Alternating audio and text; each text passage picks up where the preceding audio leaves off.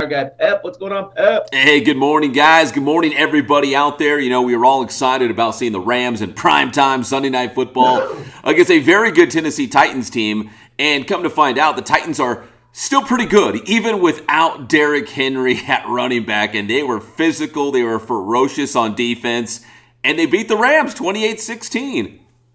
Yeah, the Rams looked very off. It just wasn't the Rams that we're used to seeing. It was kind of a very off day in football all around, it seemed. Yeah, it was very strange.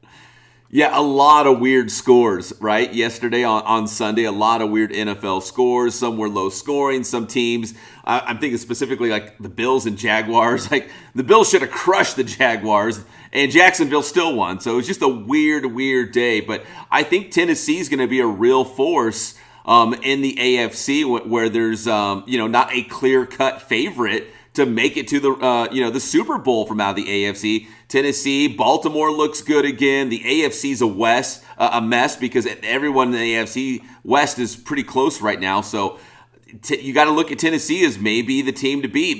If they can get Derrick Henry back, I don't know if he's coming back or what that timetable looks like, but they look pretty darn good. And guys, Adrian Peterson, old man AP all day, scored a touchdown yesterday.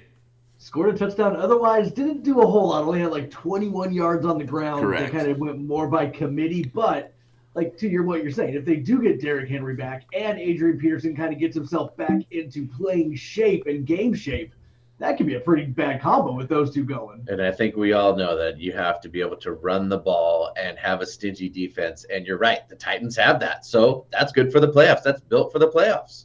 Yeah, if it ain't broke, don't fix it. We're not trying to reinvent the wheel here, right? If you can run the football and you can play defense, you're going to win a lot of football games, and you're probably going to go deep into the playoffs. And guys, one more thing on Adrian Peterson I wanted to mention.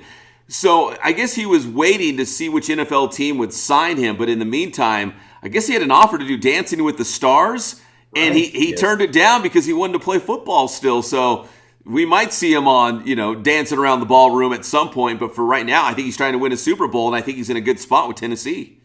And from what I heard, too, he was on the plane to Tennessee before he realized that Derrick Henry was injured. Yeah. He thought he was just kind of going out for like a tryout or something to, kick the wheels on Adrian Peterson. Then he saw that, Derrick Henry's injured. Oh, okay, I could actually land. Yeah, I can fit in here and work this out. So you're telling me there's a chance, like I'm going to get there and I'm going to play. They're going to sign me. So good win for Tennessee, 28-16. And Von Miller did not play for the Rams. Recently acquired in that trade. He has an ankle injury, so he did not play. Hopefully we'll see him next week. Now the other big game I think everyone they were excited to see was what Jordan Love would do at quarterback for the Green Bay Packers. It's not easy to go into Arrowhead in Kansas City. That is a tough place to play. But man, Jordan Love did not look good in his NFL debut as the starter for Green Bay, I should say, as they lost to Kansas City 13-7, which Kansas City didn't really look that good either. Kansas City has not looked good all year, and yeah, the fact that Green Bay 7-13, a close enough game, you figure if Aaron Rodgers is in that game, it is a lopsided victory for Green Bay. Yeah, I narrowly almost started Jordan Love for my fantasy team, and then quickly changed my mind, and thank goodness I did, because he did. He laid an egg. Well, what about all these people that have Patrick Mahomes as their fantasy quarterback? I mean, Kansas City is still finding ways to win enough games. They're like at 500, but man, they're just a shell of what they used to be. I don't know what happened. Like all the same guys are pretty much there. It's just crazy. Yeah, it's the NFL. It's tough. The AFC West division is wide open because you got the Chargers and the Raiders both 5-3, and then you got the Chiefs and the Broncos both 5-4. So they are all there with 5 wins. Like division is wide open still. Yeah, Broncos beating the Cowboys.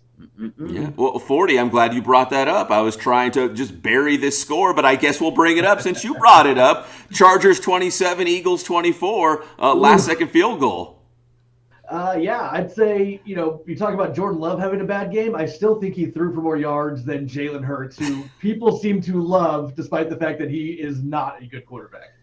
He's a good guy. Oh. No, he is a good guy, and he's such a good leader. We saw his story from Alabama to Oklahoma, and his perseverance, and he's a winner, and he's a leader, and all those things. But I mean, so far hasn't translated, to the NFL game. And, unfortunately, the Eagles are struggling. And the Cowboys, despite the loss, yesterday to the Broncos, 30-16, it looks like the Cowboys might just run away with that division in the East. I think the best thing I saw from the Eagles game was, if you remember a couple of weeks ago, Nick Sirianni did that whole pep talk with the flower and the roots, and how you got to put the work in to water it. As he was heading off the field in Philadelphia, somebody pelted him in the head with a bouquet of flowers. So fans seem to be turning on old Coach Sirianni already. Is there anything more Philly than that? Like that's the most Philly thing you could do. Yep. Better than D batteries. Yeah, they've done that before. You'll take it. That was being nice. Quick shout out. We touched on it real quick, but the Raiders, they lost to the Giants yesterday, 23-16, which again makes the AFC West even more of a logjam, even more close together now here. But they lost 23-16, and we thought maybe so much adversity and and the coach and all this stuff going on with the Raiders that maybe they would bond together and fight through this, and it kind of looked like it. They've kind of done some good things as a team on the football field, but man, to lose to the Giants, who are not very good this year. No, I think finally an exhale after the Ruggs crash. They have been through a lot. Not that it's an excuse, but maybe a little. Okay, we need to regroup again. You know what I mean? But it probably has taken a lot out of them. I mean, if you're a fan of unpredictability, the AFC is the side that you want to watch, because I think it was just 2-3 weeks ago the Bengals were the top team in the AFC. Now they're at the bottom of their division. Now the Browns just spanked them. Yeah, the AFC North specifically is going to be a fun one to watch with Cleveland, Cincinnati, Pittsburgh, and Baltimore. But yeah, again, that's why the AFC is going to be so much fun, because there is not a clear-cut favorite. In the NFC, it's super top-heavy. You've got some really good teams at the top. And in the AFC, it's going to be wide open. It's going to come down to that 17th game, right? It's 17-game regular season now. That 17th final game could decide a lot in terms of division champions, wild cards, all that kind of stuff. It's going to be fun, I think, in the AFC. I mean, we're talking about the Raiders a little bit. It seems like through all the rumors that they're going to be getting some help with Deshaun Jackson is supposed to be landing there. And the rumors are that Patrick's Seattle Seahawks might be landing Odell Beckham. Yeah, think about that. Oh, my goodness. I hope that doesn't blow up. Yeah, you know what? Deshaun Jackson to the Raiders, right? Because they're going to need some receiver help. And then OBJ leaving Cleveland. And yeah, I've heard the same thing. There's a lot of reports saying that he is going to end up with the Seattle Seahawks, with Seattle, trying to chase down Arizona and the Rams right now. Arizona beat the 49ers yesterday without Kyler Murray. So Arizona is going to be a tough out. But yeah, can OBJ, is that enough, Patrick, to get them over the top and maybe win some football games here, but, before the end of the regular season? I don't know. I mean, we just had the pin pulled out of Russell's middle finger. So, I mean, we have to see even how Russell does, because if he doesn't do well, you guys know we're hopeless. And I mean, that's like Odell came out over the weekend and said he would only go to 3 teams. Otherwise, he would be a headache to the locker room.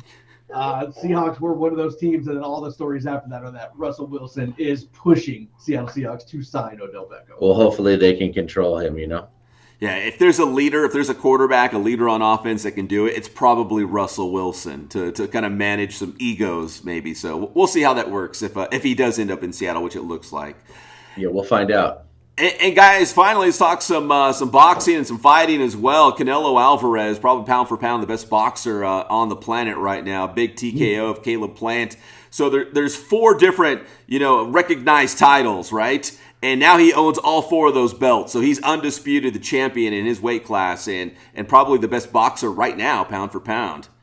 Yeah, he looks really good, man, and so powerful. It was pretty insane to just see them standing in the corners, and he's got 3 belts behind him at the start of the fight. And then, to think that now he's got a 4th. It's madness. It was a great weekend for fights over the weekend. He looked like he was taking batting practice. Yeah. Lined him up, boom. Took his shots, done. And, I know he used to, and I think he probably still does, but he used to train up in Big Bear. So there's that Inland Empire connection. I know he used to train out here getting ready for fights. Tons of fighters love Big Bear because, that thinner air that's supposed to, get you more prepared or whatever, help you out. And even the UFC had a big fight on Saturday, too. Big old card. Thug Rose defended her title against Weili Zhang.